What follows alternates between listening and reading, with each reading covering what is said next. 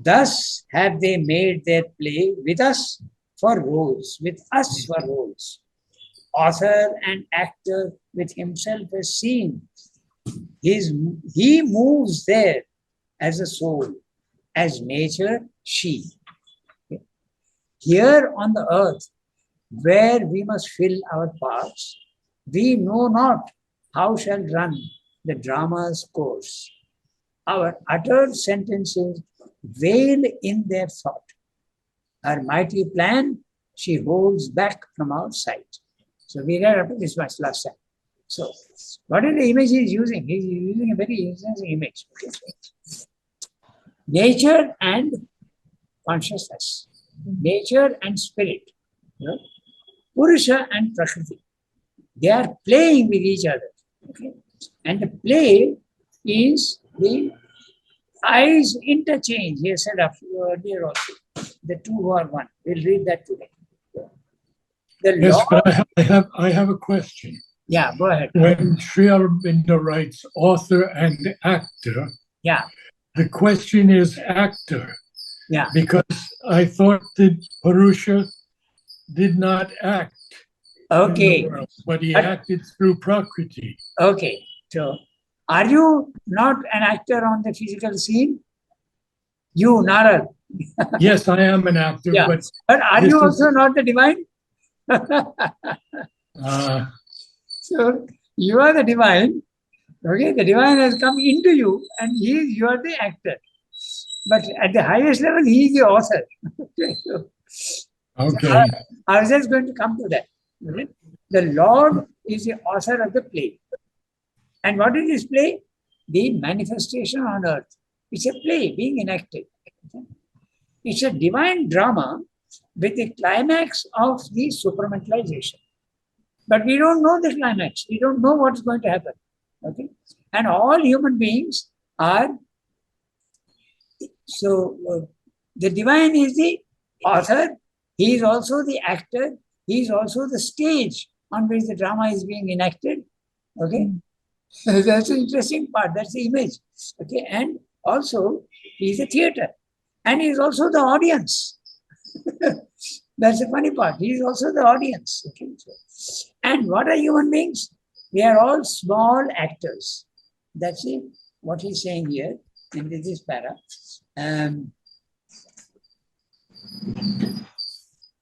Yeah. They have made their play with us for roles. So we are playing small roles. And we don't know the drama. We don't know the end of the drama. This is the image that he is using. Now he is using very interesting. We know not how shall run the drama's course. Although we are actors, we don't know what we are. Then how do we speak our parts? We speak our parts as puppets, as robots. Even the words are put into our mouths. What are the words that we are speaking? The words we are speaking is the roles we are playing in the physical world. That's what I mean by our uttered sentences.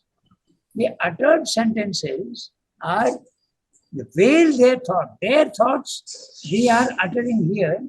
That means whatever is the plan that he has got up there, we are only carrying out the plans here.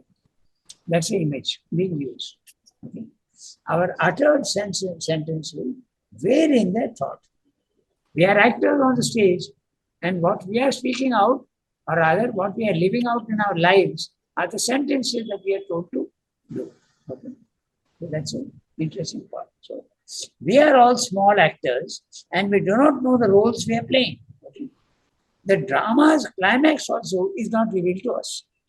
We are just ordinary actors, and we know just we are being used as robots actually. Okay. Then later on you will say, okay, man has to discover the Divine Mother's glory, bliss, love, and disdain. Wisdom, marvel and beauty of the divine. And we discover this little by little. The Lord also has hidden his glory in his word. He surrenders to her in the word. So this is the image that he used. Now, this whole passage that we are going to read today is only the play of Purusha and Prakriti. Purusha and Prakriti, you must remember, at the highest level we have Chit Shakti. Okay? Sat Chit Shakti Ananda. So Chit is the Purusha and Shakti is the Prakriti. When it comes down into the physical world, it becomes spirit and nature. Nature is overt and we see all her movements, but the movements are mechanical and unconscious. And the spirit is hiding inside the action that has been taking place.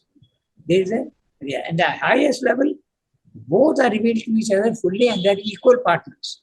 But in the physical world, nature is dominating and lording it over the spirit. This is the image that is going to be described in the next 2-3 pages. Okay. Keep this idea of the drama and then we proceed with that. I'm ready. No, Narad, you have to read. You read her mighty plan. Her mighty plan she holds back from our sight. She has concealed her glory and her bliss, and disguised the love and wisdom in her heart. Of all the marvel and beauty that are hers, only a darkened little we can feel. He too wears a diminished Godhead here. He has forsaken his omnipotence, his calm he has foregone, and infinity. He knows her only. He has forgotten himself. To her he abandons all to make her great. He hopes in her to find himself anew, incarnate, wedding his infinity's peace to her creative passion's ecstasy. Although possessor of the earth and heavens, he leaves to her the cosmic management and watches all, the witness of her scene. We can stop there? Yeah, we can stop there. Although the image continues. A supernumerary on a stage and all that continues. We'll see. Okay. So what's he saying? He's saying, her mighty plan she holds back from our sight. Who is the our? The human beings. So we don't know what nature is intending to do. The mighty plan is the evolution that we see in the first 3 steps: matter, life, and mind. But beyond that, we don't see. But she is holding it back. Her idea is to go back to where she came from. So nature is slowly evolving, and we have come up to the stage of the mind now. But the next stage will be that of the supermind, and it will continue to go. It's not that the supermind will be the last. Okay? So that mighty plan, we don't see. Sandra has managed to see and is revealing it in Savitri. Okay? Her mighty plan, she holds back from her side. She, nature, okay? But nature at the lower level, but is the divine mother at the highest level, Shakti. She has concealed her glory and her bliss. Where? Down here in the physical world. The nature has given up her glory and bliss, and she has also disguised the love and wisdom in her heart. So what is she? What do we see here? We see only unconscious energy.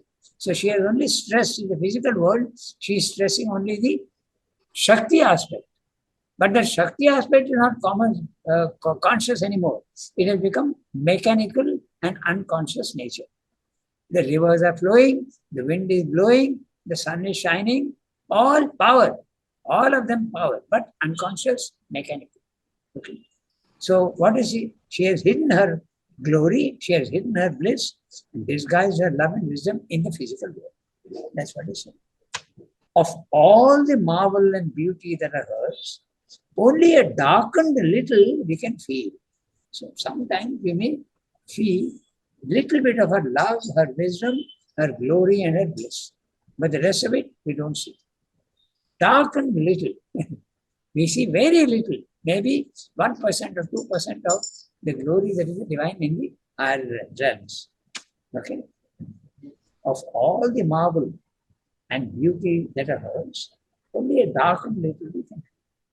But now what about the divine, the spirit? Okay. He says spirit also has done that. He has hidden himself in matter. He too wears a diminished Godhead here. So the divine being, spirit, has come down and it becomes the divine presence in everything. In the stone, in the caterpillar, in the cat, dog, and everything, and in man also, he has hidden himself. First of all, is the divine presence. But the divine presence is something indeterminate and formless.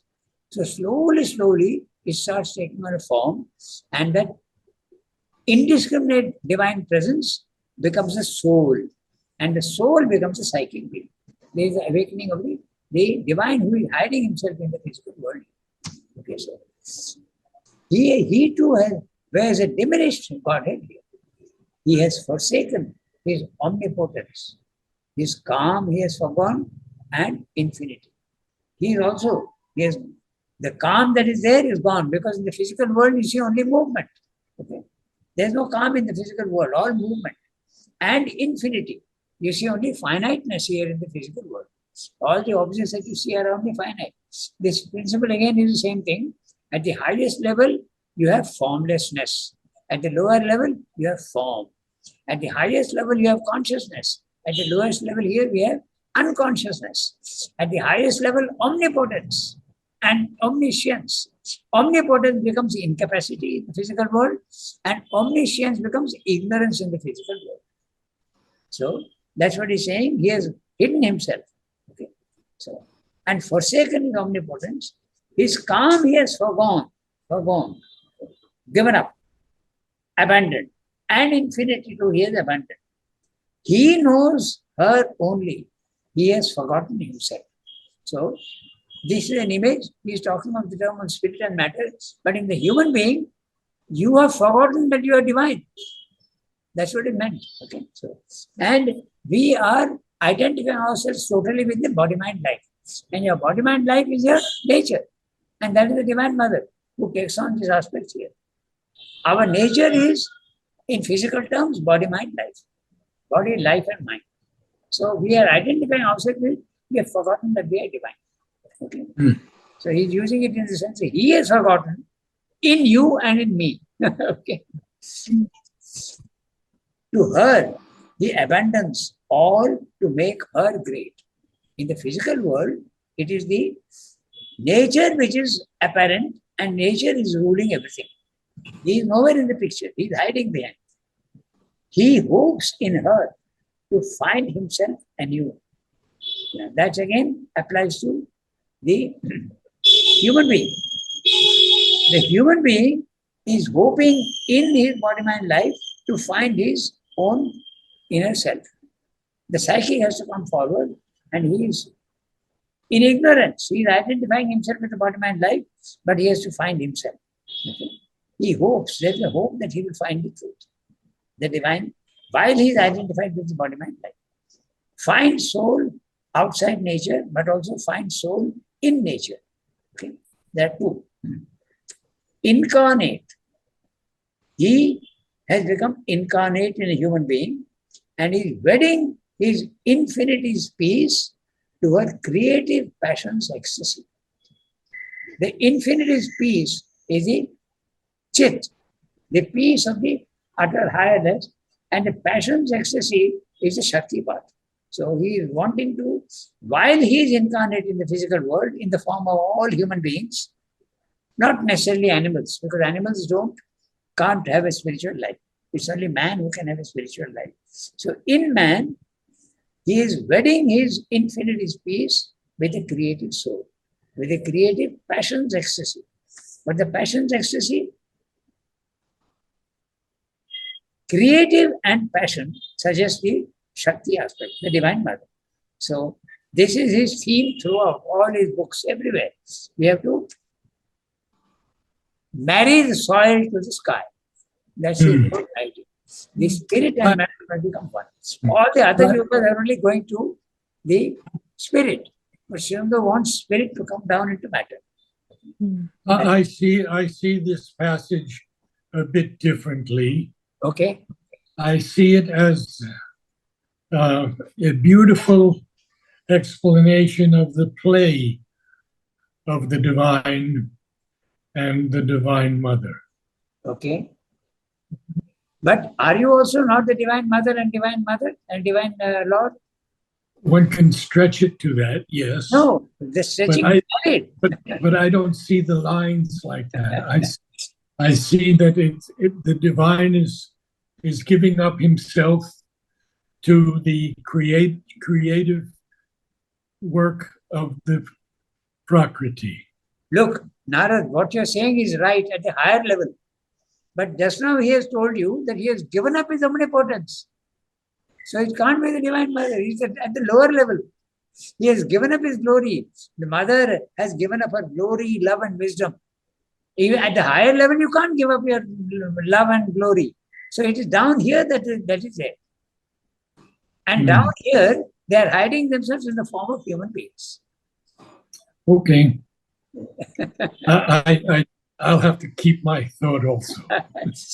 He has told you very clearly that in the physical world, the glory, the love, the wisdom, and the bliss are all given up, disguised. And the spirit also, the divine has also given up his, what's the word? He has diminished his Godhead. He is not diminishing his Godhead at the higher level. He is diminishing here at the lower level. And Yes. at the lower level, he is human. Understand. Yeah, okay, sir. Then he says to her, although possessor of the earth and heavens, he leaves to her the cosmic management.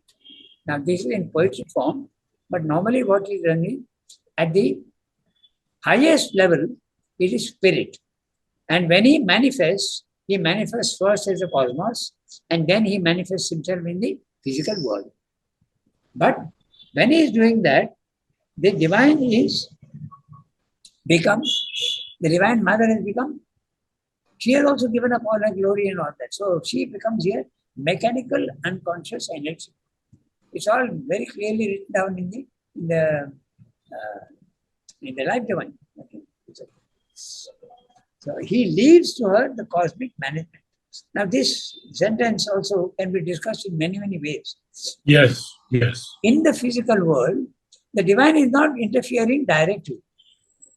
He is letting nature do whatever she wants here. So there is a story which illustrates this truth very clearly. Okay, it's like the manager of a company not operating machines at the lower level on the floor of the factory. He does it through his assistant manager, he does it through his supervisors, and he does it through his workers. The divine is not running the machines here. Okay? So he's doing it through his representatives. And there is a famous story which is very, very illustrative and explains this. There is this man drowning in the sea. You remember that story? He's drowning in the sea. Yes. And a ship comes and says, come, we'll rescue you. He says, no, God is going to come and rescue me. Then he remains and the ship goes away. Another ship comes. The same drama is enacted again. He says, God will come and save me. Third ship also comes. He drowns in the sea. He goes to God after drowning and he asks God, what happened? I expected you to come and help me, but you didn't save me. So God replies to him, I sent you 3 ships and you refused to take them. So this clearly shows that the divine is not interfering in the physical world. He is doing it through his nature, through his representatives. Okay. So that's what he says. Cosmic management. Yeah, he leaves to her the cosmic management. This line can be explained in this way. Okay. He doesn't interfere in the direction. He's doing it through nature. He's hiding himself in nature, but he lets her do what she wants. Okay. So at an individual level, also, your psychic being is allowing your nature to do whatever it wants, including telling lies and doing the wrong things, because it gives you experience. Only when you make an error do you know the truth. So that's why the spirit, the psychic being in you is consenting to whatever nature is doing in the beginning. Later on, it realizes that it can't consent. It becomes the permission giver. Now he has given the permission. Okay, so that's the sentence. And he leaves to her the cosmic management and watches all the witness of her seed. Now this is the experience of this Brahman consciousness, the self. When your consciousness, the human being, goes out of the body-mind life, stations itself in the spiritual planes of consciousness, and only becomes a witness. Okay? It's not judging. It becomes absolutely calm and peaceful. It is only witnessing. Okay? It doesn't interfere. It is in fact letting the body-mind life do whatever it wants. He becomes a witness of a scene. He's sitting on the mountain top and he's looking at all the action going on in the valley. Okay? Now, a supernumerary on her stage. Her stage, nature's stage. And who is nature? The Divine Mother at the lower level. Okay. And what's a supernumerary? An extra hand in a drama and who has no speaking part. They are supernumerary. Actors are normally have their speaking parts. So he doesn't even have a speaking part. Okay. So that's a supernumerary. So that's our condition. Okay. We don't even have a speaking part. We're just puppets and robots on this thing. Okay. He speaks no words or hides behind the wings. Now again you can see he is continuing the image of the drama and the stage. Look at the words. Supernumerary, her stage, and then he's saying in the wings. So wings here very clearly denotes the wings on the theatre, on the stage of the theatre. So he's there from behind, he's whispering, but he's not speaking any words. He's just there, watching calmly. Okay? So he takes birth in her world, waits on her will, okay? Divines her enigmatic gestures sense. So the word divines has nothing to do with divine. It is divination is different from divinization. Divination is a guesswork. It's a French word, deviner, which means that you are having a vague idea of it. So he gets a vague idea only of her enigmatic gesture sense. Okay. So nature is not revealing her purpose to you, and you can guess her purpose in a very vague way. That's what it means. Okay. And that also you don't. Only when you are awakened, you can get a vague sense of what she's trying to do. Okay. The fluctuating chance turns of a mood. Now it's a question of grammar again a little bit here. The fluctuation, chance mood, turns of a mood. The word chance is a noun, but is used here as an adjective to turns. Okay? Chance turns of a mood. This is how Savitri uses his words. Turns nouns into adjectives and sometimes even nouns into verbs and adverbs. Okay. Works out her meanings. She seems not to know. Mechanical nature. Okay. He is working out her meanings in whom? In individuals. How? Through spiritual evolution. It's quite, if you know all the life divine passages, then you will understand this. Works out her meanings. He is working out the meanings. She seems not to know. You in the body mind life you don't know what you are working out. Okay. There's an unconscious yoga and there's a conscious yoga. So here he is speaking about the unconscious yoga going on in you. Okay. Works out her meanings, she seems not to know. The nature does not seem, your body mind life does not know what is being worked out in you. It's like the egg and the chicken. Okay. When you look at the egg, you feel that nothing is happening. But actually it's being worked out inside and the chicken is being formed. That's what the psychic being is doing to you. It's working and changing all these things. Then works out a meaning she seems not to know and serves her secret purpose in long time. It's a long time, very clearly, many lives you have. And she's doing that, but it takes a long time. It can't be done in one life, it's being done on several lives. The secret purpose is in man to realize his real being, to realize his own true self. Now, this passage here, the next passage of 5 lines, 6 lines, Mother has selected for her paintings. Okay. You have to read now. As one too great for him, he worships her. He adores her as his regent of desire. He yields to her as the mover of his will. He burns the incense of his nights and days, offering his life a splendor of sacrifice. A rapt solicitor for her love and grace, his bliss in her to him is his whole world. He grows through her in all his being's powers. He reads by her God's hidden aim in things. Or a courtier in her countless retinue, content to be with her and feel her near, he makes the most of the little that she gives, and all she does drapes with his own delight.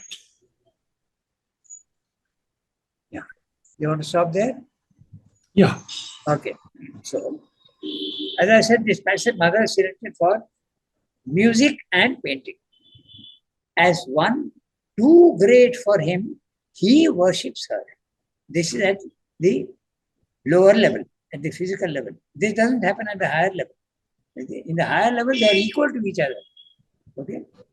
They are companions, which is the truth of Mother and Shiva also. Okay? The Lord and nature, the Lord and the Divine Mother are one equal partners at the highest level. Here it's not like that. Okay? So here nature takes the primary position. Okay? As one too great for him, he worships her. Okay? He is letting her do whatever she wants in the physical world. Nature is ruling. You don't see the spirit anywhere in nature. He's hiding, but not. He adores her as his regent of sacrifice. Okay? Of desire. Regent of desire. What is meant by regent? That's why I reread. Okay, I misread. Regent is one who governs a nation when the king is a child. So now you can see the relative importance of the word. A regent is one who governs a nation when the king is a child. So he adores her as his regent of desire. So she is carrying out temporarily what he is intending in the physical world. Okay. He yields to her as the mover of his will. He surrenders himself completely to her. You don't see the spirit anywhere. He is letting nature do whatever she wants. He burns the incense of his nights and days, offering his life a splendor of sacrifice. This is the passage which Mother has selected. Now, further images. A rapt solicitor for her love and grace, his bliss in her to him is his whole world. Now, a solicitor is one who pleads or canvasses for somebody else, a lawyer. Okay. So, he is pleading for her love and grace. Okay. So, the spirit in you, in the psychic being in you, is pleading for her love and grace. That's the image. His bliss in her, to him, is his whole world. Who is the he in man? The psychic being. The psychic being is wanting only the love and grace. And that's the whole meaning of life for the psychic being is that. He grows through her in all his being's powers. His being's powers are his outer nature, body, mind, life. He reads by her God's hidden aim in things. Or a courtier in a countless retinue. The Divine Mother has got a huge retinue. Retinue, servants and followers. So he is a courtier is one who is a person part of the royal court. So he is only a courtier in her countless retinue. She is dominating and she is a queen and she has got many, many servants and many followers. You are a part of the court. That's what it is. A courtier in her countless retinue. Content to be with her and feel her near. Nothing more. He doesn't want to dominate her. In the physical world, he is not dominating her. He makes the most of the little that she gives. In the physical world, she is not the glory and the bliss and the love and the wisdom. So she's giving very little of her glory and bliss and love and freedom, but that is enough for him. Okay, he makes the most of the little that she gives. The psychic being gets very, very satisfied with a little bit of her glory. And all she does drapes with his own delight. So whatever the divine is doing, that's his delight. It's a very interesting, and note the alliteration. All she does drapes with his own delight. Purusha enjoys whatever nature is doing. That's the explanation. A glance can make his whole day wonderful. Just a bit of a glance from her. One good, pleasant experience will make your whole day wonderful. The little, that is enough for him. That's what she does. A word from her lips with happiness wings the hours. The hours is in time. Okay? But winging means just when something he can hear her, or he can see her a little bit, or even the psychic comes forward, his happiness wings, takes wing and flies in the sky. It rises high. That's the image being used, wings the hours. He leans on her for all he does and is. He is hiding behind her and he depends entirely on her in every way. He builds on her largesses. Largesse is a French word. Largesse is something, the wealth and beauty and of form, and color and taste and sound, which you see in the physical world. Largesse is a bounty, more than what one needs is being given away. The wealth, the spreading of the wealth, okay? Generosity, gift given largely, that's a largesse. I don't know how you pronounce it in English. How would you pronounce it in English? Largesse? Largesses, yes. Okay. In the French word is very clear, largesse. His proud, fortunate days. So when he builds on her, when he gets a little bit, he is happy. When he gets a little more, he feels his fortunate days, his proud, fortunate days. And trails his peacock plumaged joy of life and suns in the glory of a passing smile. A little bit is enough for him. And when he gets a little more, he is absolutely glorying in her, in the sun. He is happy. In 1,000 ways, he serves her royal needs. He makes the hours pivot around her will. Makes the hours his life in time. He weaves it round her. Makes all reflect her whims. All is at play. This whole wide world is only he and she, Purusha and Prakriti. The play of Purusha and Prakriti, the play of Chit Shakti. Chit Shakti Vilas.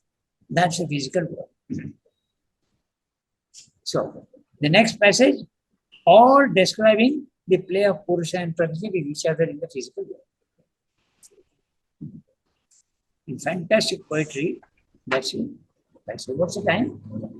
10:20. So, actually, this whole passage, next you can see the gap between. This whole passage is one where it is described in 3 pages. He is describing the relation of Purusha and Prakriti in the physical world. But maybe you can read some.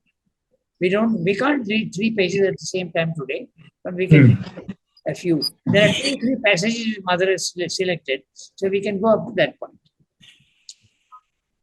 This is the knot that ties together the stars. The two who are one are the secret of all power. The two who are one are the might and right in things. His soul, silent, supports the world and her. His acts are her commandments' registers. Happy, inert, he lies beneath her feet.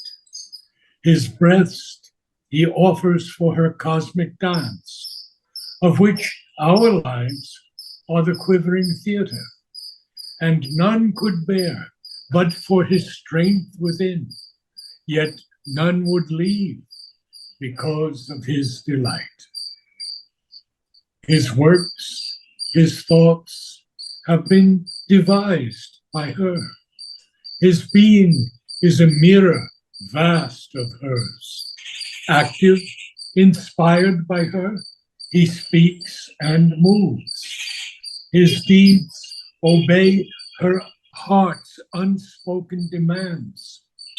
Passive, he bears the impacts of the world, as if her touches shaping his soul and life. His journey through the days is her sun march. He runs upon her roads, hers is his course. So, the relation between Purusha and Prakriti is described. This is a knot that ties together the stars. There is consciousness and there is force, and they are constantly playing with each other. The two who are one, at the highest level, they are one. At the lowest level, they seem to be separate, but they are always engaged with each other. The two who are one are the secret of all power. The two who are one are the might and right in things. Might, power, Shakti. Right is the consciousness and the Chit aspect. So they are always, the whole world is only playing with these things. Satchidananda, Sat Chit Shakti Ananda is coming down. The Sat is the substance which is there creating the worlds, and the Ananda is the result of their work.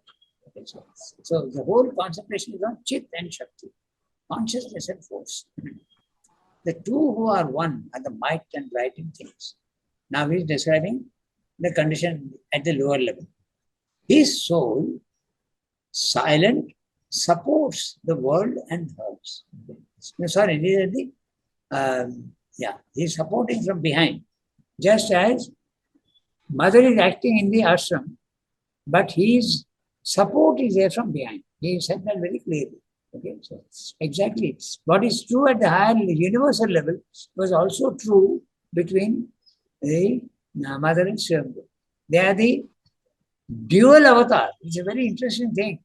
Hardly ever has this fact been done here. At this level, the dual avatar, mother and Swayambhu. These acts. Do you know if it's ever been done? Pardon? Do you know if it has ever been done? Dual avatar? Narad, don't forget that I'm a little left deaf. I still couldn't get your. Do you know if there have ever been any dual avatars? Oh, no. I've never heard of it. No, me neither. Yeah. I have not heard of it. Christ, Krishna, Buddha. Yes. All, but none of them were dual. But here is very clearly dual avatar. You see, it's also interesting, the image of the Kalki. Kalki is the last avatar. Yes. And he comes riding a white horse. Okay, and a white horse. Right. Yeah. And the Kalki is also very interesting. Okay, he is lame.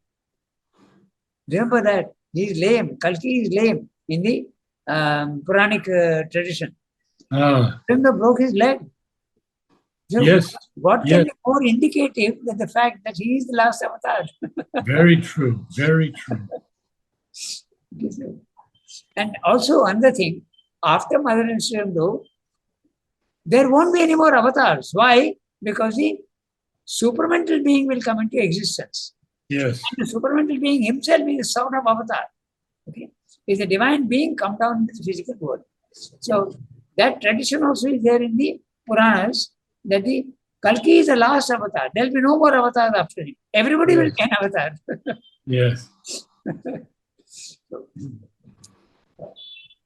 it's 10:25. We'll go through this passage and end at the last. Mother has selected this passage also for her painting and music. The two who are one are the might and right in things. His soul, silent, supports the world and her. His acts are her commandments registers. So he commands and she carries out the command. Spirit commands and nature carries out the command in the physical world. But here in the physical world, happy, inert, he lies beneath her feet. Okay. Now, this also is very interesting, these two lines. Happy, inert, he lies beneath her feet. If he is lying beneath her feet, he shouldn't be happy, he should be unhappy, but he is happy. Okay.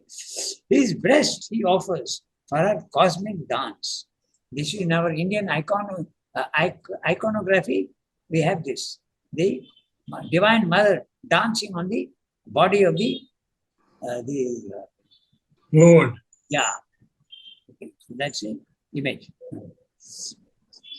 of which our lives are the quivering theatre. Okay.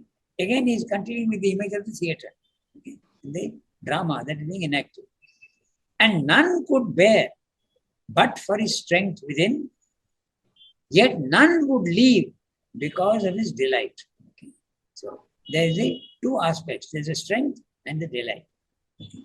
So this is reminiscent of the passage in the Taittiriya Upanishad, where it says that no one could live or even breathe if delight were not the meaning of existence and the main subtle existence. Yes. Ananda.